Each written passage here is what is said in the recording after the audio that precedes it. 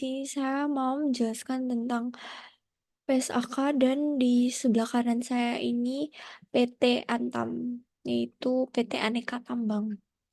Saya mau menjelaskan laporan posisi keuangan, aset lancar, aset tidak lancar, aset liabilitas sama lain-lain. Jadi definisi dan perbandingan. Jadi saya mau memberikan definisi dan perbandingan. Nah, definisi dari beberapa pos yang terdapat pada laporan posisi keuangan eh, konsolidasi Antam per 31 Desember 2022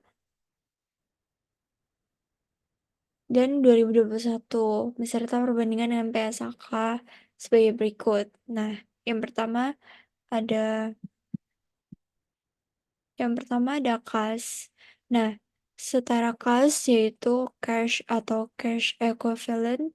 Nah, definisi Antam meliputi kas, bank, dan instrumen keuangan berjangka pendek dengan jatuh tempo kurang dari 3 bulan dari tanggal perolehan. Nah, perbandingan dengan PSAK 1 itu sesuai dengan PSAK 1, kas itu meliputi uang tunai.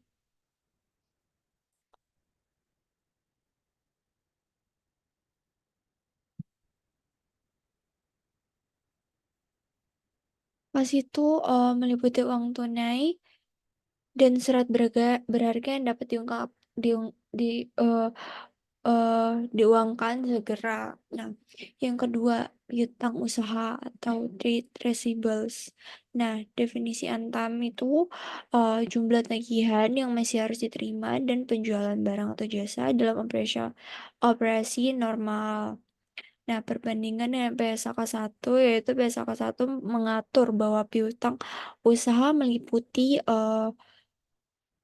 tagihan yang berasal dari penjualan barang atau jasa dalam operasi normal perusahaan.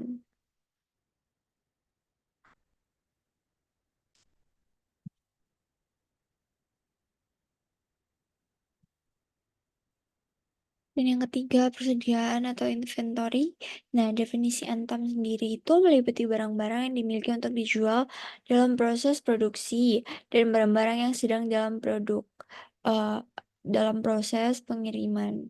Nah, perbandingan MPSAK 1 yaitu mengatur bahwa persediaan meliputi barang yang dimiliki untuk dijual dalam keadaan tidak langsung atau bahan baku, barang dalam proses atau barang jadi, dan layanan yang dihasilkan. Dan yang keempat, piutang lain-lain atau other receivables, yaitu definisi Antam sendiri, jumlah tagihan yang tidak termaksud dalam kategori piutang usaha. Nah, perbandingan dengan PSA ke satu yaitu memberikan panduan umum untuk eh, pengklasifikasikan dan pengungkapan piutang lain-lain.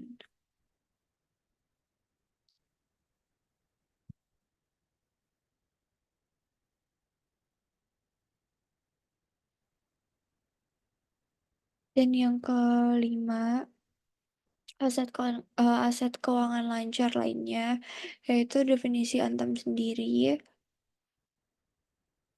Definisi Antam sendiri eh, melibatkan aset keuangan yang dimiliki untuk tujuan investasi jangka pendek.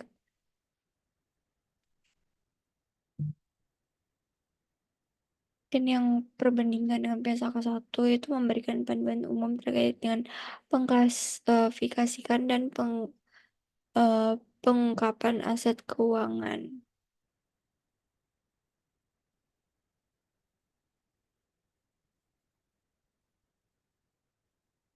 Yang keenam ada aset yang dimiliki untuk dijual atau aset held for sale.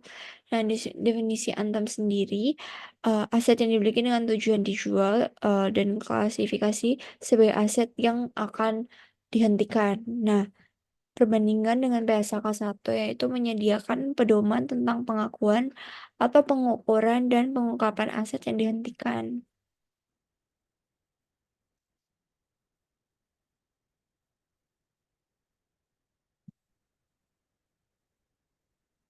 Nah, yang ketujuh ada aset tetap.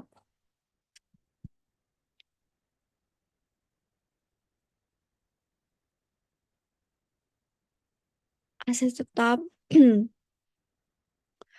yaitu fixed asset. Nah, definisi definisi Antam itu termasuk aset tetap yang mencakup tanah, bangunan, mesin, dan peralatan.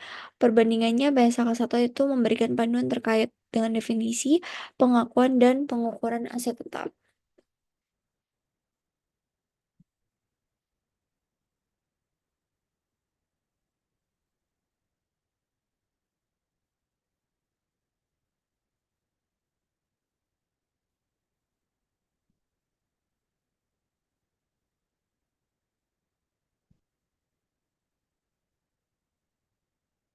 Yang kedelapan ada goodwill, yaitu definisi Antam sendiri nilai yang timbul dari akuisisi perusahaan lain dan tidak didistribusikan secara langsung ke aset untuk kewajiban teridentifikasi.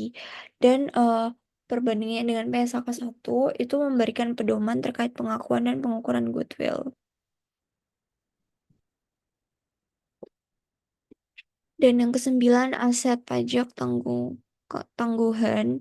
Definisi Antam sendiri, nilai yang timbul dari selisih antara nilai tercatat dan nilai buku pajak dan dari aktiva dan kewajiban yang diakui. Perbandingannya itu memberikan pedoman tentang pengakuan, pengukuran, dan pengungkapan aset pajak tangguhan. Dan yang ke-10, aset tidak lancar lainnya. Definisi Antam itu termasuk aset tidak lancar yang tidak masuk ke dalam kategori yang sudah disebutkan. Nah, perbandingannya itu memberikan pedoman umum terkait dengan pengklasifikasian dan pengungkapan aset tidak lancar. Jadi itu definisi dan perbandingannya.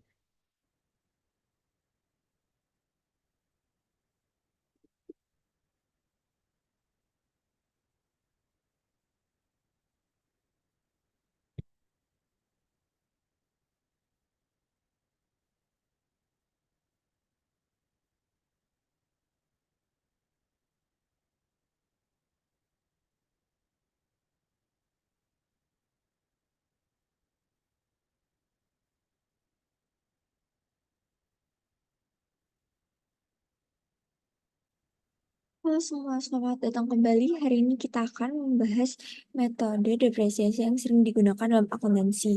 Kita akan membahas metode straight line, double declining, partial year, dan unit of activity. Jadi mari kita mulai. Jadi di sini ada soal PTA membeli alat berat ekskavator senilai 1.250.000 pada bulan Agustus dan estimasi nilai sisa adalah 100.000. Lalu umur ekonomis 1 juta. Lalu umur ekonomis yang diperkirakan sesuai PSAK dalam kasus kendaraan adalah 10 tahun. Serta umur pakai aktivitasnya secara total adalah 87.600 jam pemakaian. Jadi kita bisa bikin nilai awalnya 7.250.000 dan nilai sisanya 100.000. 100 juta. 100 juta dan umur 10 tahun dan unitnya 87.600. Oke. Jadi kita mulai pada straight line. Straight line itu ada tahun, depreciable cost, rate, depreciation cost, accumulate debt, dan book value. Oke, aku bakal jelasin apa itu semua. Elemen-elemen depreciable cost. Depreciable cost adalah nilai total dari suatu aset yang dapat didepresiasi dalam tabel kita, yaitu adalah 1.150.000. Nah, rate atau persentase tingkat depresiasi adalah persentase dari depreciable cost yang diambil setiap tahun sebagai depresiasi dalam tabel ini. Tingkat depresiasinya adalah 10%. Dan depreciation cost. Nah, depreciation cost ini adalah jumlah yang diambil dari depreciable cost setiap tahun sebagai depresiasi dalam tabel. Angka ini adalah 115 juta. Dan accumulate depreciation, yaitu adalah total depresiasi yang telah diambil dari depreciable cost hingga suatu tahun tertentu. Dan tabel ini adalah akumulasi depresiasi setiap tahun. Dan yang terakhir ada book value. Nah, book value itu nilai buku adalah nilai sisa dari aset setelah dikurangkan dengan total depresiasi dalam tabel. Dan nilai akhir aset setelah dikurangkan dengan akumulasi depresiasi. Jadi di sini Eh, kita bahas yang pertama ada straight line. Nah, straight line adalah metode depresiasi yang paling sederhana. Ini diasumsikan bahwa nilai aset berkurang dengan jumlah tetap setiap tahun sebelum umur pemakaiannya. Seperti yang kita lihat pada tabel dimiliki dengan aset biaya depresiasi 1.150.000. Ini dapatnya dari nilai awal dikurangi nilai sisa.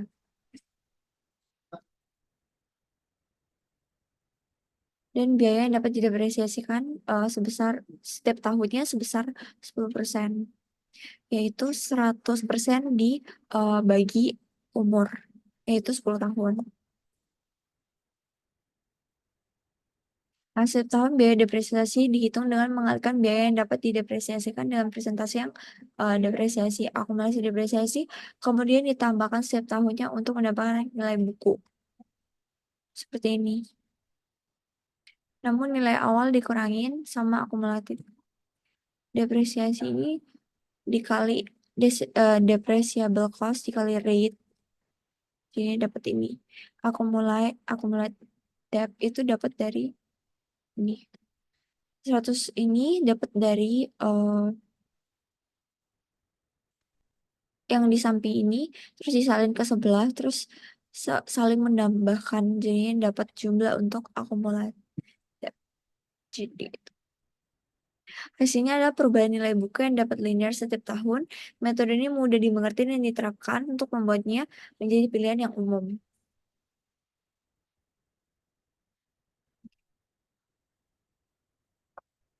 Next, kita ke partial year. Partial year-nya straight line. Sekarang kita akan melihat metode depresiasi untuk tahun parsial. Ini digunakan ketika aset diperoleh atau dibuang selama tahun tertentu. Pada tabel ini kita menambahkan kolom partial year yang mencerminkan seberapa lama aset dimiliki pada tahun tersebut. Dengan perhitungannya atau proporsi tahun, kita mendapatkan depresiasi yang sesuai dengan periode penggunaan aset pada tahun tersebut. Sama seperti straight line, namun bedanya di sini. 5/12. Kenapa 5/12? Karena di sini di soalnya itu ada soal yang menandakan pada bulan Agustus estimasinya. Jadi kita hitungnya dari Agustus, Oktober, November, Agustus, September, Oktober, November, Desember. 5/12. Dan sisanya yaitu 7/12 kita taruh di sini. Itu sisa dari Januari, Februari, Maret, April, Mei, Juni, Juli, Agustus. Maaf, Agustus tidak dihitung karena Agustus sudah dihitung di tahun yang. Kenapa kita menuliskan sisa dan awalnya? Karena itu biar menjadi 10 tahun.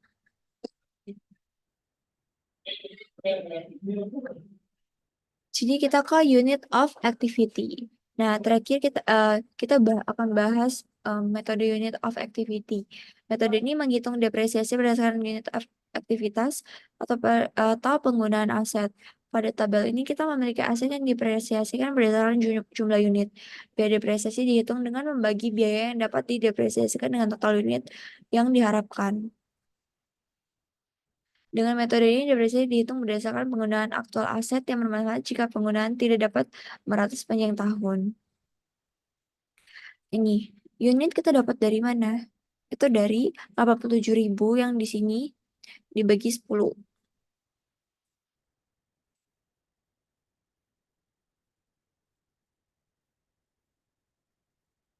Dan ini kita dapat dari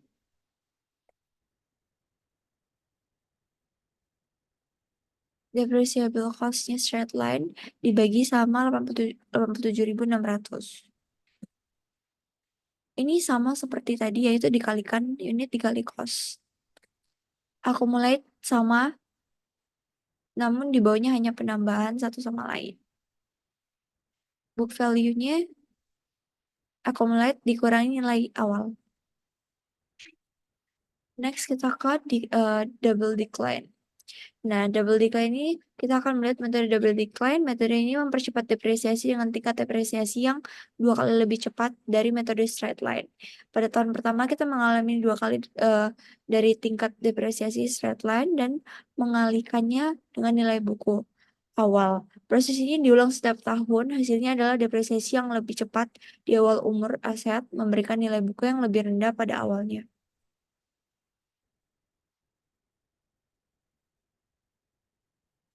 Seperti ini. Ini kita dapat dari nilai awal dicatat ke sini. Jadi ini pakai rumus juga ya. 20%. Kenapa 20%? Karena uh, 2 dikali 100%. Jadi dapat 20%. Depreciable cost sama aja, yaitu uh, BV dikali cost. Accumulate tetap sama, yaitu accumulate ditambah dengan depreciation cost. Dan book value-nya beda, initial BV dikurang accumulate debt. Jadi 1 juta ini, jadi 1 juta ini ditaruh ke sini lagi. Setiap penjumlahan selesai ditaruh ke sini. Dan sini, sini, sini. Namun bedanya di akhir jumlah depreciation cost itu uh, accumulate debt yang 1 juta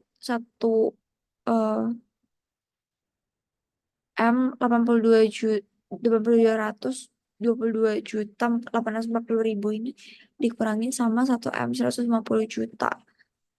Jadi hasilnya ditaruh di sini. Saya tandain saya. Dan ini accumulate debt juga 1 juta 250 ribu dikurang sama book value 100 juta. Oke. Next kita ke partial year-nya double declining. Sebenarnya sama saja kayak partial year-nya straight line, namun penjumlahnya saja yang berbeda. Nah, rate-nya tetap sama.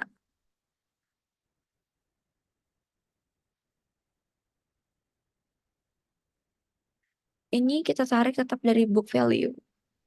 Nah, partial year di sini kenapa kok cuma 1/5/12? Karena dia sudah mencakup 10 tahun, jadi kita tidak perlu menuliskan sisanya lagi yang 7/12 itu. Ini sama aja sih. Ya. Jadi ini penjelasan dari saya. Sekian dan terima kasih.